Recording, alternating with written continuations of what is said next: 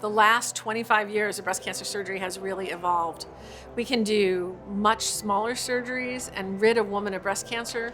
We can make sure that she looks beautiful and she doesn't have breast cancer anymore.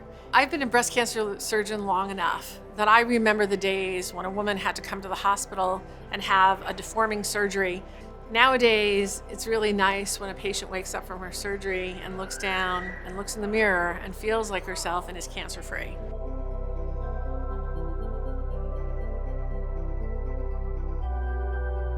So years ago, breast cancer survival rates were only about 70-75% overall.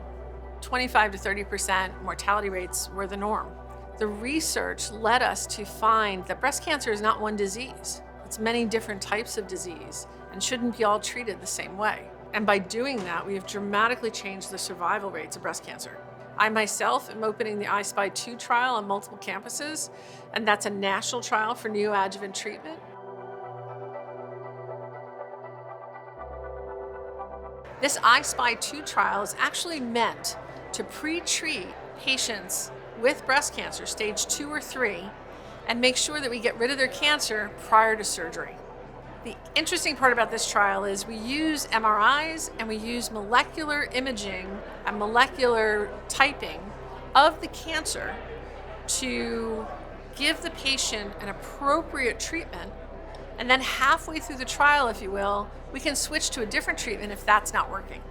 That doesn't usually happen in trials. This is cutting edge, new ideas with all the latest, greatest, best technology. I'm very excited about this because we don't have all the answers on breast cancer yet. And I think this is a very strategic way to address the individual patient, but yet have them in a trial.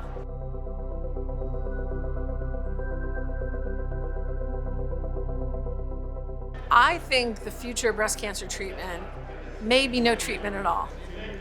And that is, we have to identify which women and men are really at risk for breast cancer. And perhaps with the right treatment up front and right imaging and correct counseling, we may be able to prevent cancer.